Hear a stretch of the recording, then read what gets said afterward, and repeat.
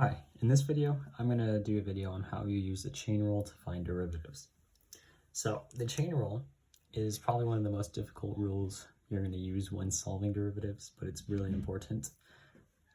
So let's get right into it. The chain rule says that you have a function h at x, and this function is composed of one function inside of another function.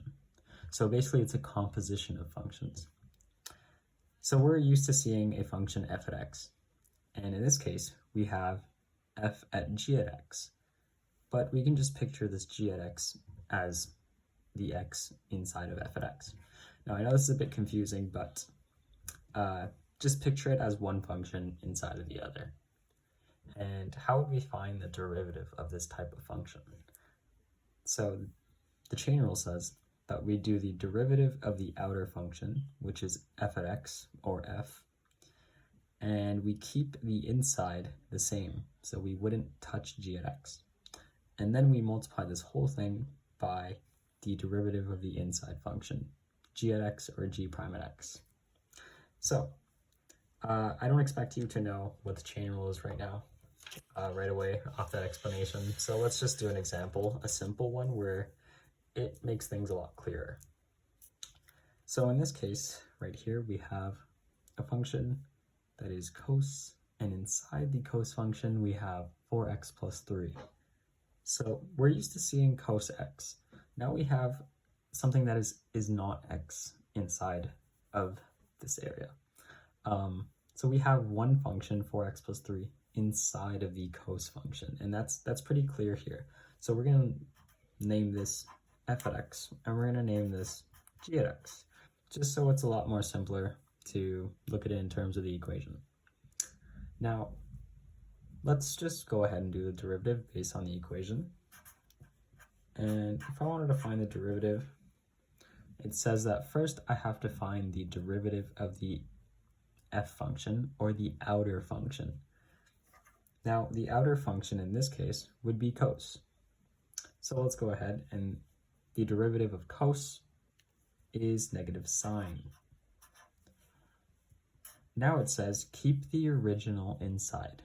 So we're just not going to touch the inside. We know that the inside is 4x plus 3. 4x plus 3. And then we're going to multiply that by the derivative of the inside now. So now we're focused only on 4x plus 3. And we know that the derivative of 4x plus 3, or the derivative of 4x, is just 4, and the derivative of 3 is 0. So it's just 4. And if we simplify that, we get negative 4 sine 4x plus 3. The key point here is to notice that there's two functions inside of this one big function. There's the 4x plus 3, and then there's the overall, what we're used to seeing, which is cos x.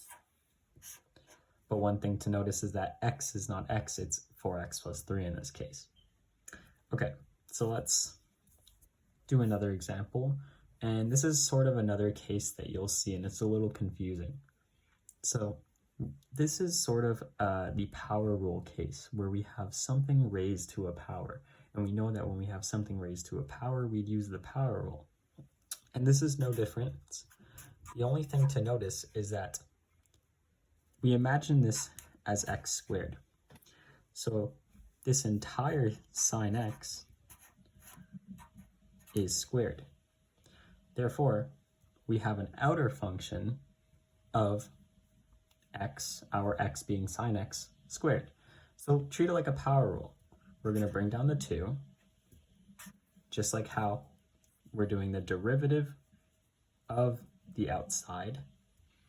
We're going to keep the original inside, which is sine x. And imagine if it were a power rule, we'd bring down the exponent and we'd subtract the exponent by 1. And then we're going to multiply the inside function, which is sine x, by its derivative. We're going to find the derivative of sine x, and the derivative of sine x is cos x. Now if we simplify this out, we get 2 sine x to the power of 1, so we just multiply by cos x. So we get 2 sine x cos x. Now it's a little confusing, this power rule idea, but with more practice, you'll get it. So let's do one more on this power rule idea. Here we have a function, but this time it's not a trigonometric function inside, it's a polynomial function. So we're going to treat this as our x. And the first thing we're going to do is find the derivative. And we know that the outer function is going to be this power function. So we're going to bring down the 20. We're going to keep our x, or inside function, the way it is from this formula. And we're going to do 20 minus 1, just like we do in the power rule. And we multiply that by the derivative of the inside function. So the derivative of the inside function is 2x plus 3. And as we simplify this, we can get 20x squared plus 3x plus 1. And I'm going to keep it like this. I'm sure you can simplify it a bit more. One thing to take away is that, as you can see, this is a polynomial function raised to a power of 20. I'm sure you can probably distribute it and simplify it, multiply it 20 times, basically this 20 times by each other, collect all the like terms, and then just use the power rule to solve the big polynomial function. But this is a way, using the chain rule is a way to simplify the derivatives of complex functions. And so I encourage you to practice it a lot and learn. Thank you.